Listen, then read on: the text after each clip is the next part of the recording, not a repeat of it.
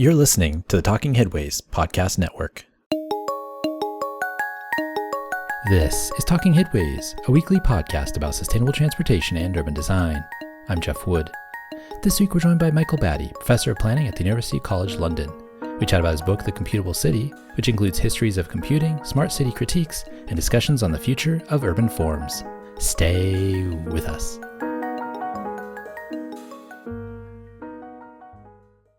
Today's podcast is brought to you by our super generous Patreon supporters. Thanks infinitely to all the transit planners, bus drivers, advocates, and friends that support the show. To join this merry gang of zoning misfits and transit lovers, go to patreon.com/theoverheadwire. $2 a month will get you some stickers and a handwritten note. $10 a month will get you one of our transportation scarves. We appreciate everyone's support over the last year and look forward to sharing more episodes in 2024. That's patreon.com/theoverheadwire. Also, if you want to support the show in other ways, check out the show notes in your podcatcher or go to theoverheadwire.com to find links to our Cars Are Cholesterol merch, our Talking Headways book club shop at bookshop.org, or sign up for a 2-week free trial of our 18-year-old daily newsletter and archive. Thanks for supporting, and this year make sure to listen to this space for opportunities for happy hours, live performances, and updated information on coming attractions. Michael Batty, welcome to the Talking Headways podcast. Hi. Thanks for being here. Before we get started, can you tell us a little bit about yourself? Okay. Well, my name's Mike Batty, and I'm a British citizen. I've lived in London for about 30 years, but before that, I spent 5 years in the United States, in Western New York, basically Buffalo. So I'm fairly well acquainted with different parts of the world, really, in that sense, the United States, Canada, obviously Europe, and so on. And my background is I'm an urban planner by training. Well, actually, I'm probably an architect planner by training, but for most of my life, I've actually worked on developing and using computers in terms of understanding and planning cities, basically. That's awesome. Well, when did you first get interested in cities? Oh, well, of course, it goes way back in the sense that as a young person, I went to university and trained in architecture. And if you train in something like architecture, then it soon pushes you into related fields. And obviously, planning and architecture are often thought about the same thing, in that sense, or the same context. So that's really how I got into I got into architecture, then planning, then cities, basically. Was it something that you were interested in when you were a kid? Like, did you watch the trains go by in fascination, or were you like looking at buildings with wonder and awe, or was it you decided to go to school and that was how you got introduced to it? Not particularly. In high school, we were streamed. I was at a boys' high school, basically, because in the 1950s, English education was often streamed in. Once you got to age 11, you were streamed into the girls' or boys' schools. And so essentially at the grammar school, a lot of these subjects were fairly academic. And I was particularly good at drawing, at art, if you like, at geometrical drawing and so on. And to some extent, that sort of facility pushed me towards subject areas where you could draw, basically. And obviously, architecture was one of those, in a sense. But at the same time, one was also interested in other things, too, different sciences and so on. And architecture and planning, of course, seemed to be areas that were not just art or drawing per se. There was a little bit more, well, I suppose, social context, economic context, and so on, involved in thinking about architecture, buildings, cities, and so on. Well, so that brings us to your book, basically. Let's chat about it. The Computable City, Histories, Technology, Stories, Predictions. I must admit, this was kind of a hard interview to write questions for. There's so much in this book, and I feel like we could talk for like 5 hours about things and not cover anywhere close to everything that you covered in the book because it's so much. But what about this process brought you joy in writing this book and putting this book together? Well, one of the things, it's a history book to some extent, in the sense that it talks about how computers have been developed, really, how they originally were developed. So about a third of the book, or maybe a quarter of the book, are to do with the development of computers, basically. And so I cover things like the origins of computing. Digital computers came out of the Second World War. I mean, they didn't come out of the Manhattan Project as such, but they came out of places like Los Alamos and so on, and the big universities in the United States. And also at the same time in the UK and Germany, all these machines were developed more or less simultaneously in these different places, which is often the way of technology. The book, in fact, is really a history about how computers developed. And in the process of development, they became applied to a whole range of things which are fairly unusual to people who think about computers. They think of computers and science and so on. Certainly, they used to think about mainly computers being involved in science. But of course, there is a science of cities. And to some extent, that was what I'm writing about. In other words, computers were first used to figure out how cities worked. You can think about transportation and movement in cities. And to some extent, it's an easy kind of link to think about transportation as being something that we can simulate and model. I mean, we see that every day in terms of the way traffic moves on the freeways and so on. So, in that sense, the book is really about how computers have been applied to cities. Now, I call the book The Computable City because not only can we use computers to understand cities, but the very cities themselves are increasingly being composed of computers. I mean, in this interview that we're having at the moment, in this podcast, then I'm sitting here. I have an iPhone sitting by my side. I'm in a laptop. I'm actually in my office where there's a variety of Ethernet connections in the wall and so on. If I walk outside, there's a bunch of people who's secretarial and so on. And so everybody using computers.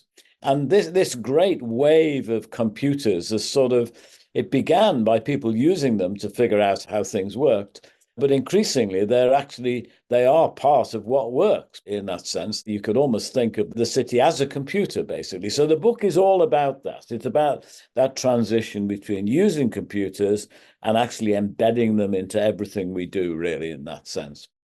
One of the themes in the book is the ever shrinking computer, which I think is really fascinating, going back to the start of computing with Turing to now. And I think that kind of embeds itself into how it can be connected to cities.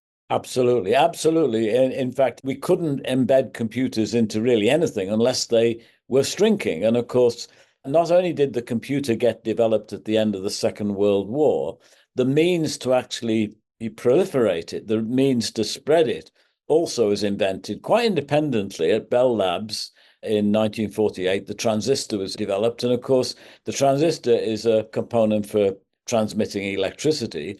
And of course, the whole process of computation, which is based on transmission of electricity in terms of the binary code, zeros and ones and so on, the whole of that kind of process has got miniaturized. Computers have got faster.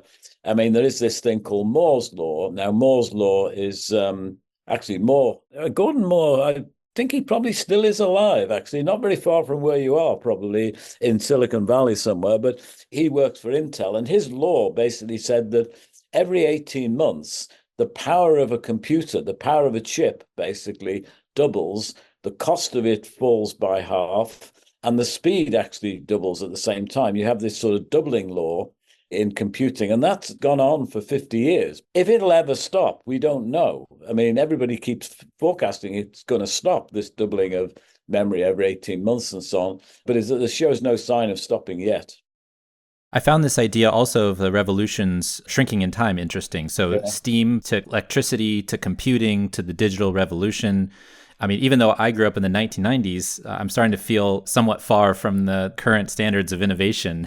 That's right. I mean, the rate of change is massive in the sense that you can almost think of that as doubling in speed or halving in time or however you want to think of it. And of course, a corollary of that, really, a related point is that computers are really getting ever faster and they're embedding themselves everywhere around us in a sense. And of course, as part of this, we can't really predict what's going to happen next. One of the themes in the book is, too, that we can't really predict what happens next. At every stage of the computer revolution, the pioneers, the people at the coal face, basically, have never been able to predict what comes next, basically. It's fascinating, really. I was really interested also in the focus on the standard model and how it explains how people see cities functioning in the past and currently. Can you give us a bit of that framework and perhaps how it's applied now? Yeah, I mean, basically, when people started thinking about cities, well, you probably got to go back to, 500 years or so to the Renaissance or somewhere. But really, it was the beginning of the Industrial Revolution that people began to think a little bit more abstractly about what a city was. And a city, of course, tends to be a place where lots of things come together. It's fairly obvious, really, in that sense. But the marketplace, the fact that we have CBDs really dates back to the Greek agora, the marketplace, basically, that people come together. And the first cities that started probably 5,000 years ago, were marketplaces. People came together to sell their goods in that sense. And so the standard model is a very simple model that really most cities accord to in some abstract fashion, basically with a CBD, a central business district, and clusters of smaller central business districts around it in some sense, a radial system of roads or transportation, basically, normally focusing in on the center, basically, a bit like a tree in that sense. And so you have radial roads, you have a CBD, basically, and you have different types of transportation networks and so on. So the network and the location of these hubs is really the geometric form of the city. And lots of people have theorized about what goes on in cities in terms of this sort of geometric sort of concept, really, in that sense. It's interesting to think about it too from that transportation and land use perspective and how they're tied together. How we look at how much land costs versus how much transportation costs and how those two things are connected. The further you get out, the more transportation costs. Mm-hmm. And I feel like that's really interesting. But you also believe it's maybe coming to its limits with this invention of digital technology and the layering of information. Yeah. Well, it's changing. I mean, actually, in the 19th century, a number of quite eminent sort of philosophers and social commentators talked about how space was actually shrinking. It was sort of space-time compression, they called it. In other words, everything was getting faster, basically, in that sense. And that's true of transportation, of course, the development of the steam engine and then the automobile and the plane and that kind of thing. What really has begun to happen, of course, is that throughout these industrial revolutions, and we're now in the midst of everything which is now digital, basically, the transmission or what we're transporting in that sense has begun to change. We're now transporting more and more soft information, that's ideas and concepts and so on. If you think about email versus the old postal system and this sort of thing, a lot of stuff is now being transported digitally. So that's having an impact on the city. The classic example is sort of working from home. Working from home has been talked about for a long time. You go back, 100, 200 years, people talked about, well, there might be a world where we could do everything from home and so on. Even in the 60s and 70s and 80s, there were these books by Alvin Toffler's Future Shock and so on, books like that, basically were all about what the future would be like, where people would be mainly working from home. Of course, it never came to pass. And only really since the pandemic has it really begun to kick in. All of the elements, I think, were there, but it just needed that spark. And we're now looking, and I don't say much about this in the book, it's very recent in a sense, where, quite large numbers of people are no longer working in the central business district. So if you look here in London, on a Mondays and a Fridays, only about 20% of people come back to the office. And you're talking then about, there's 500,000 people who work in central London, same as in Manhattan and so on. We're talking about people who are not coming into the office, they're working from home. They're logging in and working from home in that context. And they're coming in on Tuesdays, Wednesdays, Thursdays. So the whole nature of work, but more particularly the whole nature of transportation is changing in that context. Things are speeding up, things are compressing, things are distorting, and so on. And cities are beginning to respond in that particular way. I heard The Death of Distance for the first time in the geography class in, I think, 2000 or 1999. And I'm curious about that idea, too, because it's been talked about for a while. And it relates to what you were just mentioning. But there's a specific idea of people being connected, but now from far away. Absolutely. And of course, it was... I'm just trying to remember, just offhand, the author who popularized it. But The Death of Distance was something that goes back a long way, too. It goes back to this idea of space-time compression, that distance is no longer the great sort of, arbiter of how we function, basically, in cities, that we can live at increasing distances away from our work.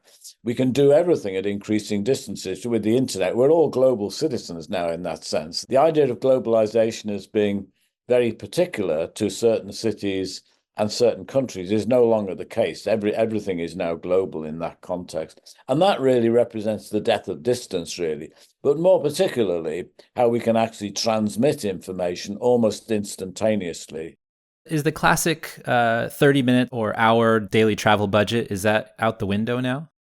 Not particularly, because if, for example, I said that maybe only on Mondays and Fridays during the working week, only 20% of people are coming into work. Still, the people who are coming into work, other than the 20%, but also during the working week, which now is Tuesday, Wednesday, Thursdays, when most people are coming to work in big cities, etc. In that particular context, they're still traveling the 1 hour. It's going to take a long time before cities begin to reflect these changes in terms of the depth of distance and so on in this particular context. So the 1 hour sort of travel threshold is probably roughly similar. Of course, if we get high-speed trains and autonomous cars and so on, many of which are on the horizon, certainly, then that will change the nature of how far we can commute. If we have autonomous cars, and we have a transportation system that adjusts to it in some sense, then ultimately what we might actually have is that people might live very, very long distances away from their work because basically they'd be sitting in cars which were autonomous, which would know where they're going. So there's a lot of potential change that could happen in cities because of this whole notion of the death of distance, really, in that sense. And this would change the idea of the threshold of the 1 hour.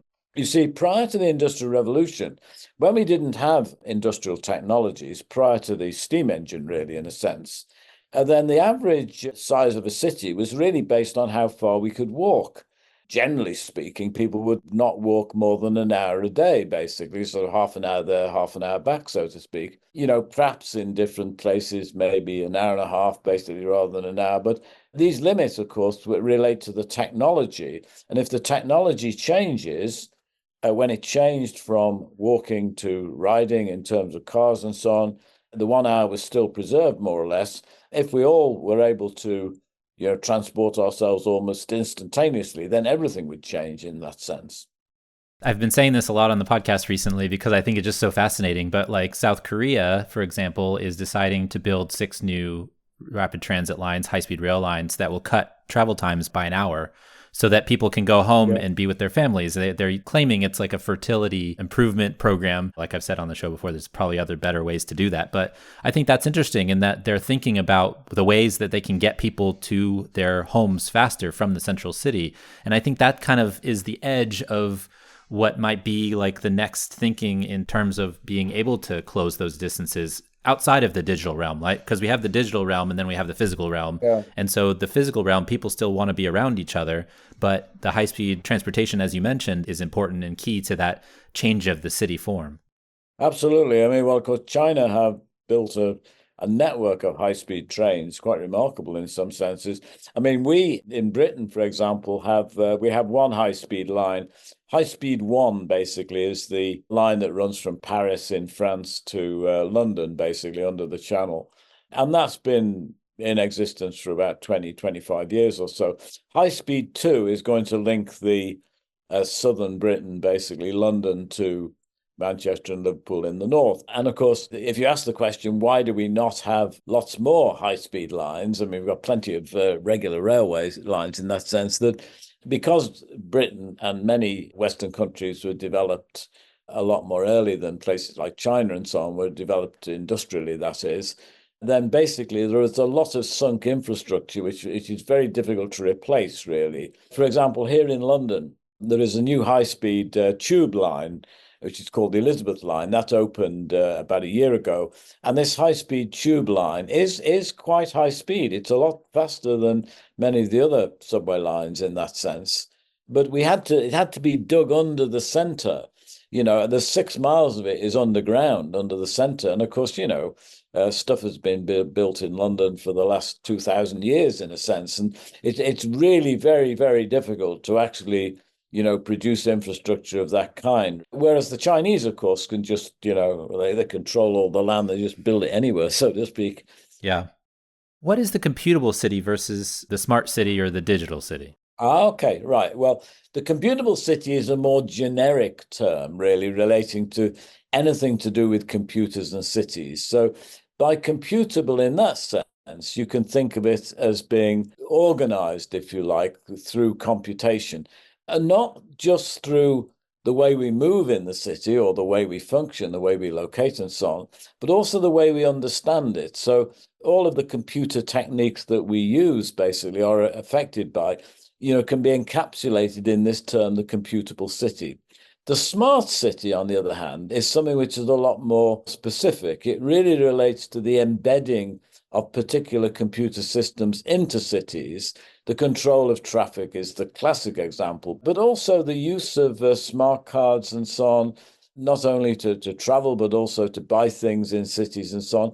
Any of these routine information technologies are really part and parcel of what we might call the smart city. The digital city, again, these are very general terms in a sense that to some extent overlap with one another, of course. The digital city is any kind of aspect of the city, again, which is computable in the digital sense. Now, I make the point about computable in the digital sense because there's lots of other sorts of computation too that we're beginning to see. So in biological systems, a good deal of biological evolution is digital in some sense. It's not digital in the 0 and 1 sense, but it's digital in the switching sense. So there's lots of ideas that out there that really float around and are very similar. They overlap in different ways. You can always pin them down and say they're slightly different from this, basically, but they're more generic ideas. And it's probably true to say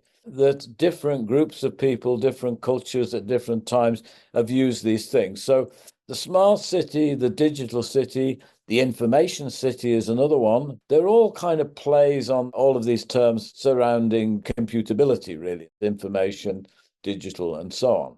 I appreciated your critique of the smart city as kind of a showpiece development, because a lot of folks throw around that term kind of willy-nilly, for a lack of a better term.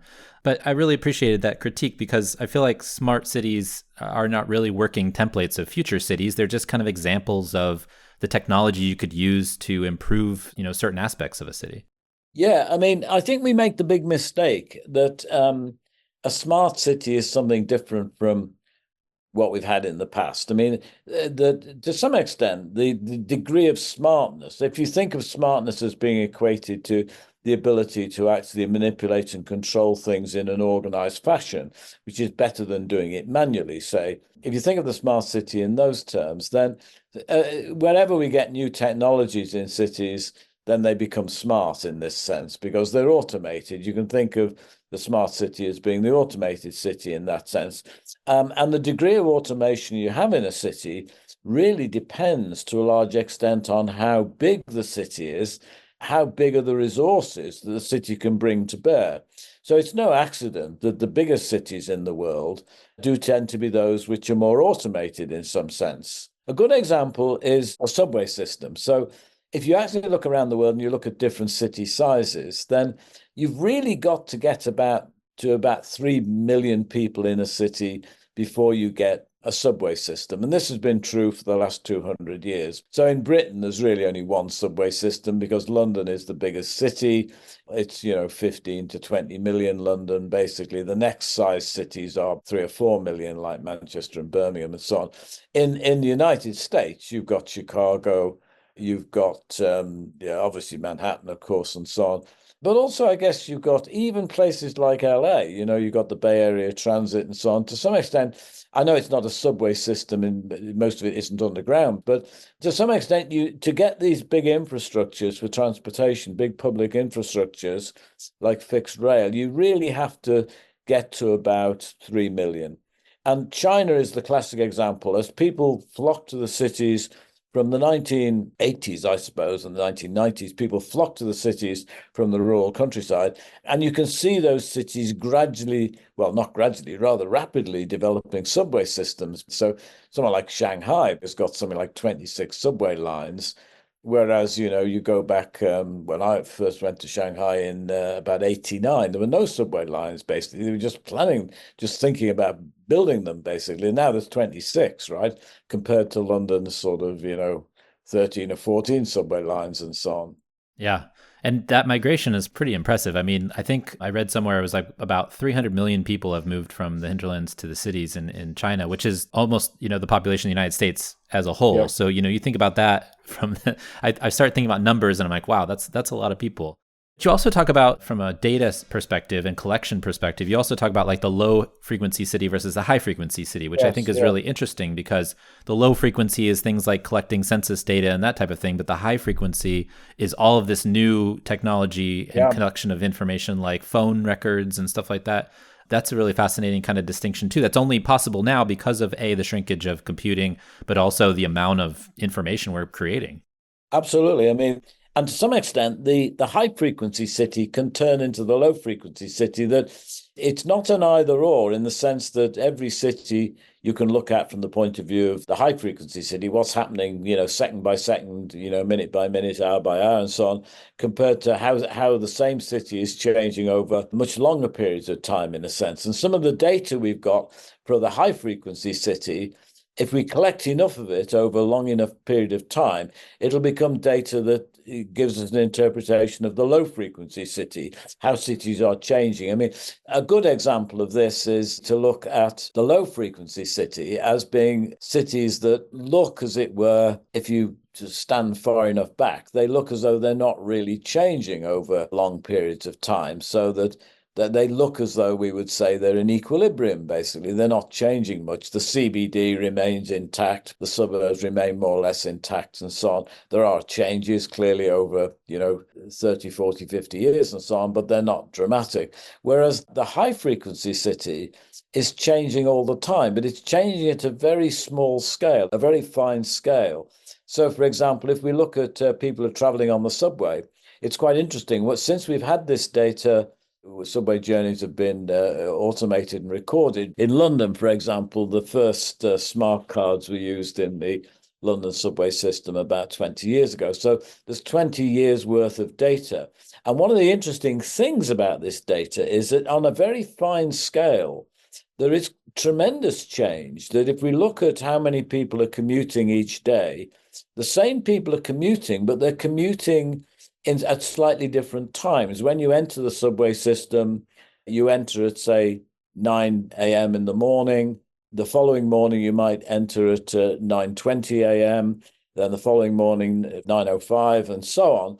In that particular context, you've got quite a lot of variability. And until we had this data, we never realized that there was so much variability in short-term, fine-scale, high-frequency change, really, in that sense. I got my Oyster card right here.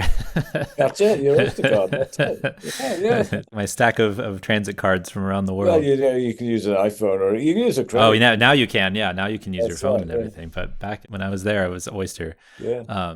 That's a lot of data, though, right? Because it's constantly streaming. There's so Yeah. much information coming from so many different phones. Can we actually digest billions of points of data, sending endless streams of information?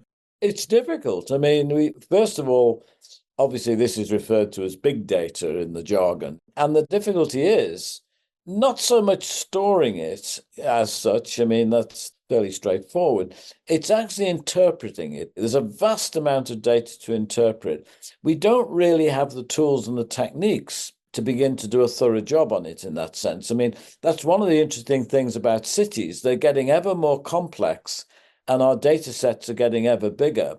And it's becoming more and more difficult to kind of make sense of them. And this is due as much to the development of new technologies, which change things. It's the development of our own ability to actually use those technologies and move around and so on in that sense. And it also related to the fact that we're getting richer. You may not think we're getting richer, but we are getting richer compared to 50 years ago or 100 years ago. And that's increasing complexity. It's enabling us to do more and change more. And that goes into this idea of artificial intelligence that's taking over the discussion at the Yeah. moment.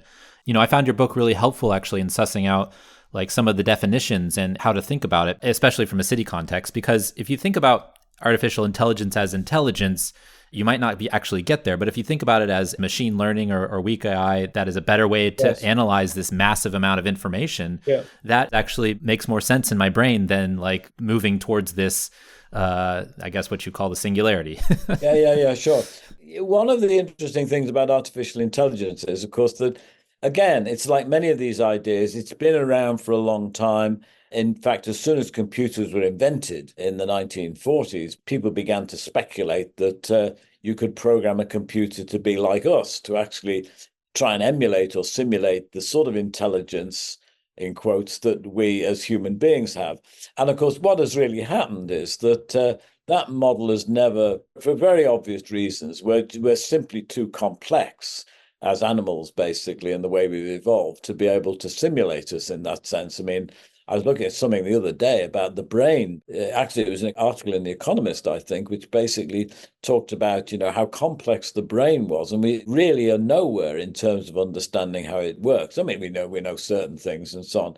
And so in this particular context, that artificial intelligence in computers has shifted towards an intelligence that computers can have, not us, basically. So the intelligence that we employ with various algorithms to sort out, what our next Amazon purchases are and all this sort of business, all these sort of, algorithms that are used in that sense.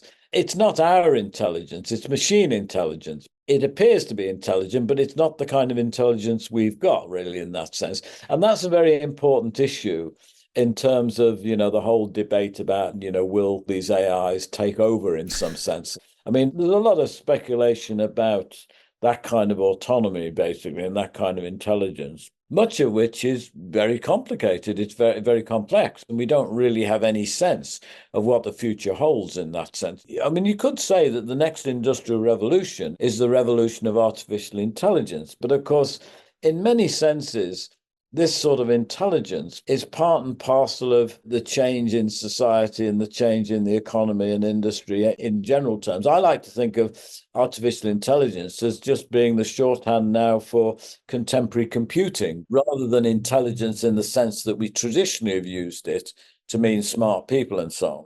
I mean, that's why your books helped so much, because you tell this history of computing, and this is naturally kind of the next iteration of computing large amounts of data. Early on, you had punch cards and minimal amounts of memory and that type of stuff, but then you go to today, where you have just these enormous amounts of data. And I found this quote interesting and related to this too, is in the book, traditional data from questionnaires is usually highly structured in contrast to data from sensors.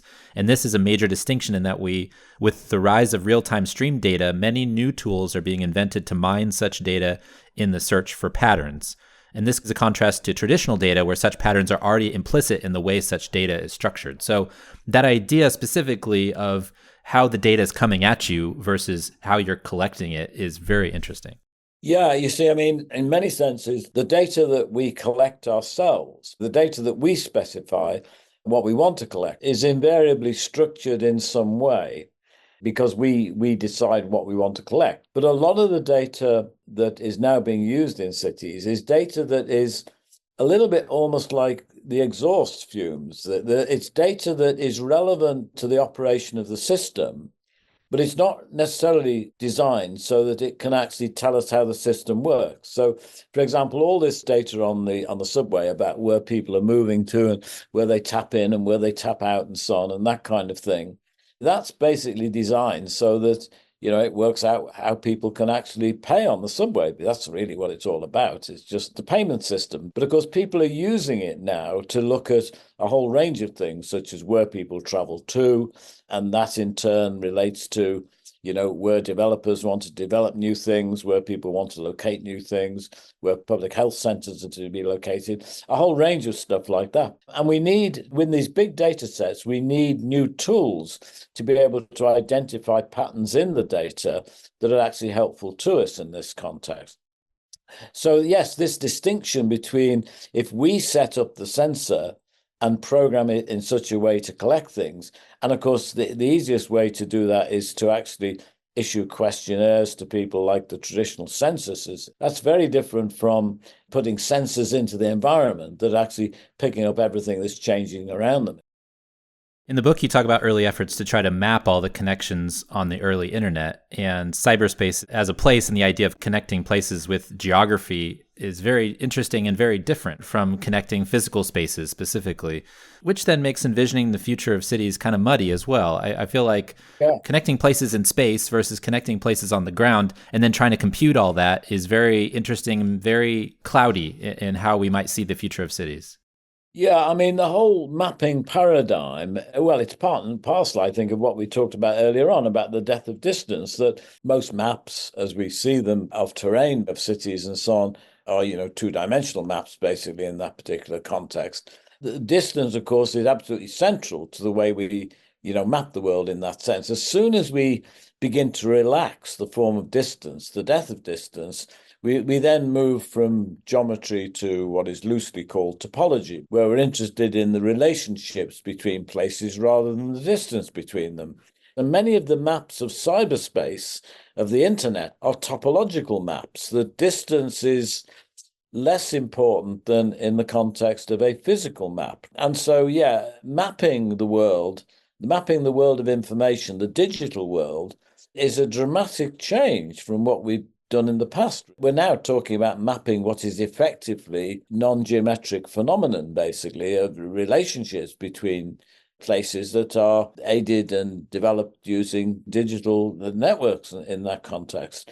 So maps of cyberspace, well, in fact, there were some early attempts, probably in the early 90s, when the internet gradually began to spread out after it sort of left its confines as part of US universities and US governments and so on. When the internet really began to spread out, and a lot of the home email systems like, Online America and that kind of thing were all added in. At that particular point, you began to get people trying to map it.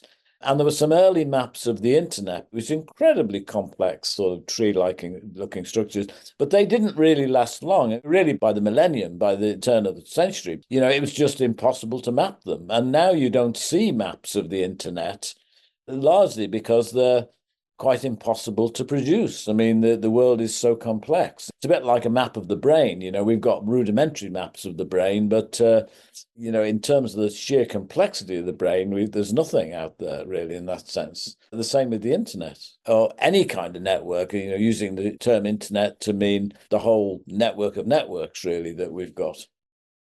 We have all this mapping, and in the book you talk a lot about modeling too, and how early modeling efforts to try to understand transportation networks and try to understand cities, and Voorhees's idea that you couldn't do a model without connecting transportation and land use. And so I'm wondering how that's connected as well. Yeah, well, to some extent, in focusing on the kind of models that we build to understand cities, so this is using computers to understand how the world works, then land use and transportation are kind of key elements that I suppose we should probably think of cities as being looked at from the point of view of locations where things locate, where they're grounded, and also the relationships between them, which are the networks. So typically, where people live and where they work in terms of locations of land use and buildings and so on.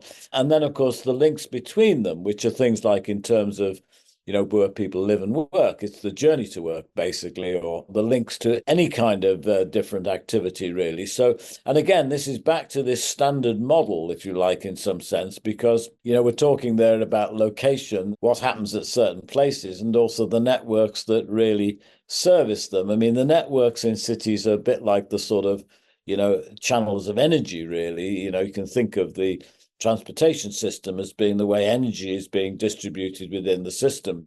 We're also seeing a massive convergence in layering of all these technologies together, the ones that have been invented, as you mentioned in the book, in the last 80 years.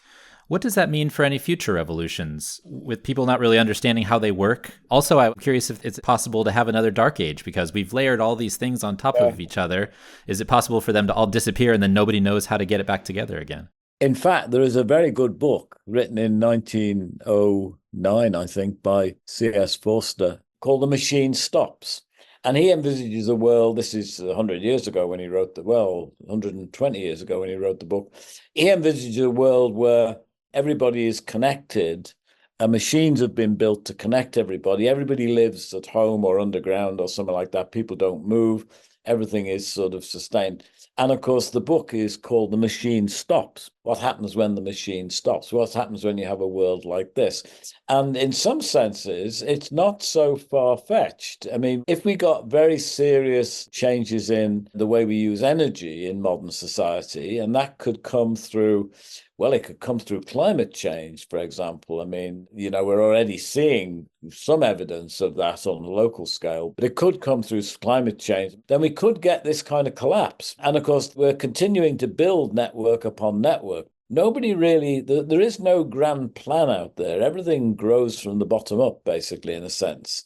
And as the world gets more complex, as cities get more complex, then all of these possibilities, Well, it's hard to say whether they get more likely or not. We simply don't know, basically. It's part of this notion that we really don't know what the next industrial revolution will be. They're happening all the time, of course. We're probably using the wrong terminology when we call industrial revolution. They're just technological revolutions which roll into each other.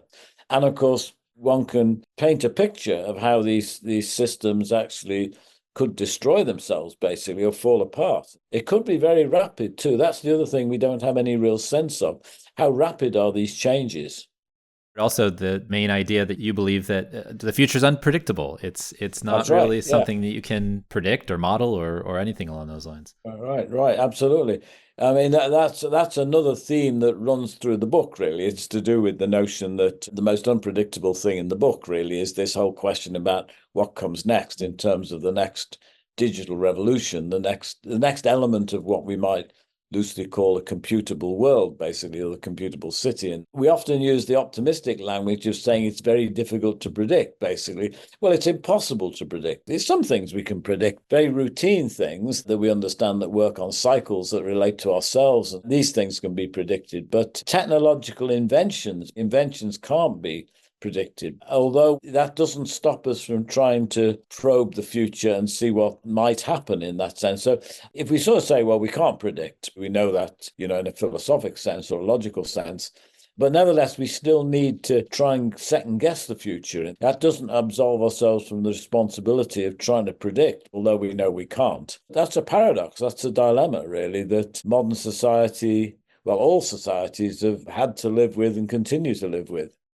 I find it interesting from here in the US because we continue to build more road infrastructure, more infrastructure for cars, and we use these models that predict that you're going to need this much more capacity. And so we just talked to Megan Kimball about her book about widening highways in Texas. And Oh, yeah. just the amount of modeling and the we know better than you type of discussions that happen don't make sense in some respects because the models in the past have said all this VMT is going to be in this linear form up to the moon, whereas it goes flat, right, in real data. And so we continue to use this as a reason to basically, it's a policy tool to put some kind of information or data or some sort of computing behind a policy that we've chosen as a society.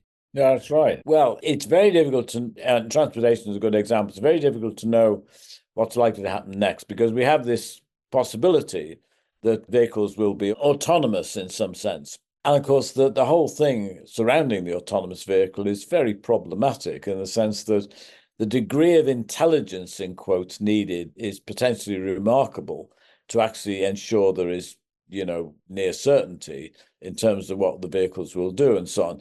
And the reason why we don't have automated cars, I think, at the present time, completely automated cars, is largely because of these problems that can't really be solved. We don't know how predictable the machine will be. And that is quite problematic because it means that we can't really forecast what life will be like in general in the not too distant future. So predictability runs through everything that we're talking about, both the industrial revolutions and so on, what happens next. And to some extent, the computable world, well, the digital world potentially might give us a handle. We always thought that computers would be able to be used to actually, help us make predictions. But that goal is changing. I wouldn't say it's passing, but it's changing. Our whole notion about what is predictable is changing in that sense, because some things would appear to be, quite predictable that we never thought of before. The weather, for example, is getting more predictable in some senses, both short term, the high frequency weather as well as the long frequency. Long frequency weather is climate change. Yeah. So there's a whole range of issues pertaining to this whole predictability question that are very germane, really, to, what I talk about in the book, really, things that are related to cities. Technologists love to think they can solve cities, and it's really interesting to see what they're coming up with now. Here in California, we have this whole plan for this huge development in between Sacramento and the Bay Area called California Forever, and it's funded by Mark Andreessen and a whole bunch of billionaires trying to build this kind of model city. And It's interesting that in the book you talk about it's easy to solve hardware problems, it's easy to collect data, it's easy to do all this stuff, but intangible social problems are harder to deal with. And so they're trying to solve for a problem which is like building new cities and building the best city you can possibly build, but then there's all these other issues that are left untouched. There are lots of interesting examples of where people have thought about trying to build idealized cities, optimal cities, and so on. I mean, the obvious examples which have failed miserably are in places like Dubai. They're not really cities as such, but they're developments basically within the city of Dubai. These Palm Islands, for example, which are built out into the sea. The economic model was never there. They're just too difficult to maintain. You're building development in a hostile media, the hostile media basically being water, basically, in that sense. That's the same with all sorts of things of that sort. To control the ideal city is extremely difficult.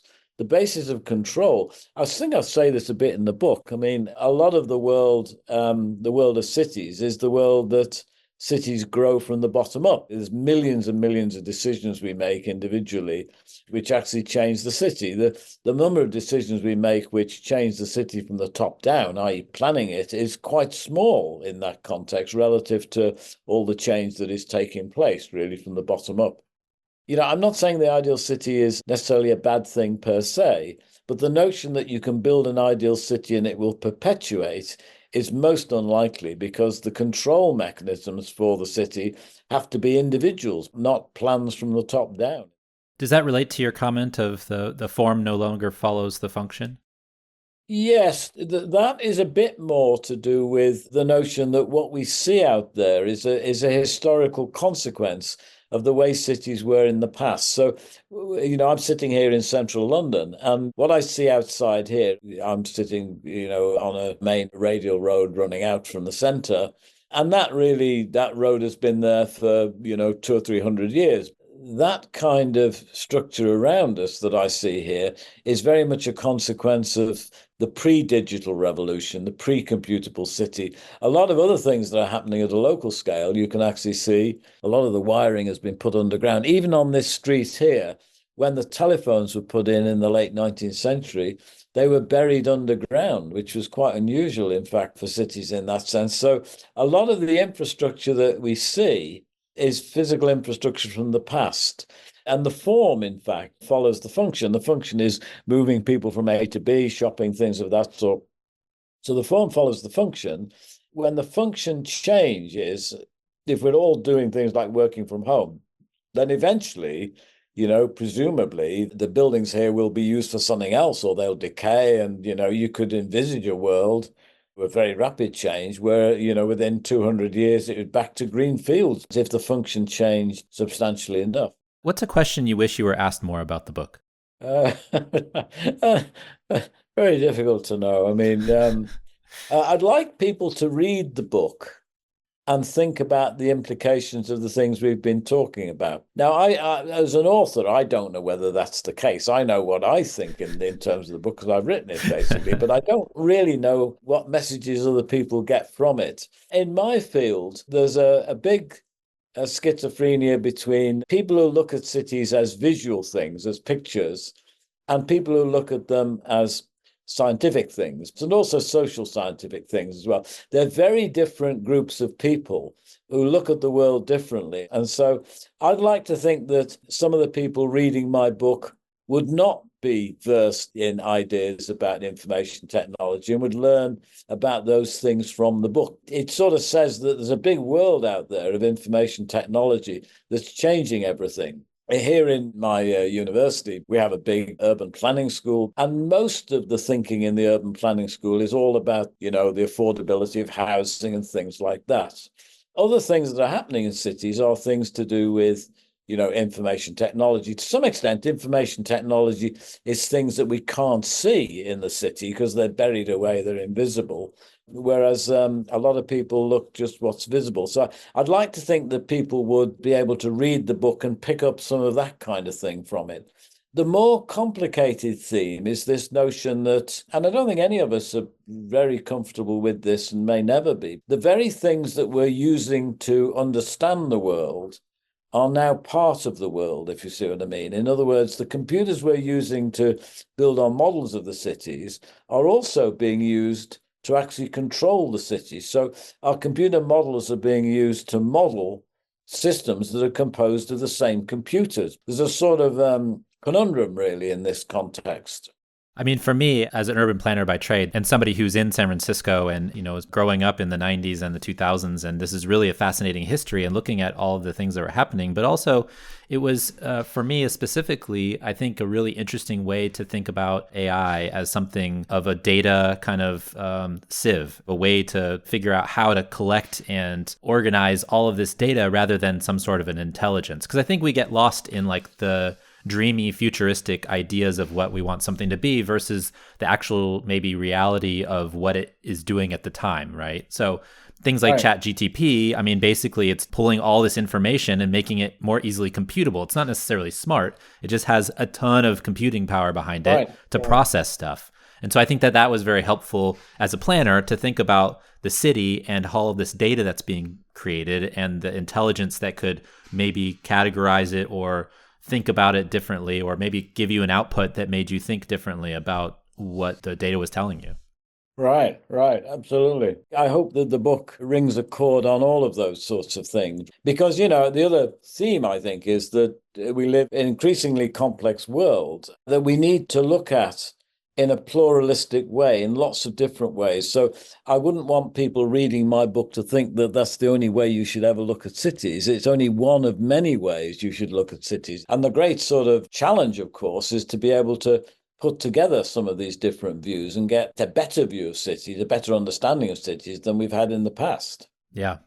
I've got one last question for you. You believe in the future of cities as these huge polycentric agglomerations. And I was just actually in Zhuhai a couple months ago, and it was amazing to visit Hong Kong and Macau and Shenzhen all within an hour's time and have these three completely different places within this agglomeration and the huge population that exists there. I mean, 60 to 80 million people, which is it's two Californias, right? And I wonder if there will ever be a divergence between kind of the built up agglomeration and the sprawling one, say like the Texas Triangle or something like that. Well, I think the whole question of what is a city is up for grabs. When you're starting to talk about the Greater Bay Area, which is loosely what Zhuhai, sort of Hong Kong, sort of Macau, Guangdong axis is called. The Greater Bay Area, they refer to it. And as you said, 60 to 80 million people. And in many senses, the connections between those people are through information technologies now. You could argue that the whole world is a city. I mean, by the end of this century, everybody will be living in cities, virtually everybody. But of course, they won't be living in big cities. In fact, there are many more little cities than there are big cities in that. So that'll always be the case because cities are growing all the time. And as more and more people live in cities as they grow, if the population is growing basically in total, then cities are getting bigger. But to be a big city, you've got to be a little city first. So globalization itself is changing the nature of the city. It's changing the nature of what a city is. When everywhere is city of some sort, and we make the distinction between the urban world and the city world. The best example of thinking about, I suppose, everywhere being a city is to talk in terms of urbanization. So we mentioned China, that, in 1979, only 20% of the population in China lived in cities. The 80% lived in the rural countryside. And now, for example, it's probably up to about 60, 70%, maybe even more. And that's the movement to cities. That's part and parcel of this business of the whole world becoming urban.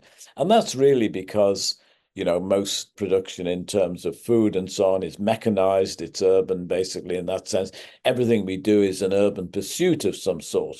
What the physical container will be like. So it's again back to this form and function business, that the form that we see, which is a kind of, as you said, physically, it could be a great mass of polycentric clusters of different sizes. Increasingly, we may not even see that. It may just be everywhere is city, basically. We don't know. The models, if you like, of the central city, the compact city, the sprawling city, and so on, are really models of the They're models of the early urban age, of the early industrial revolution. And, it would probably take another 100 years for really quite new patterns to emerge. But some of those new patterns we've talked a little bit about, the sprawling city between Sacramento and the Bay Area, the ideal city, that might be one of these new forms. We just don't know. Yeah, it's so interesting to think about. Well, the book is The Computable City, Histories, Technology, Stories, Predictions. You can go to your local bookstore and ask for it, or you can go on the usual suspects, I imagine, to find it. Michael, thanks so much for your time. We really appreciate it. Oh, thanks, Jeff. That was very nice. I enjoyed it. Take care.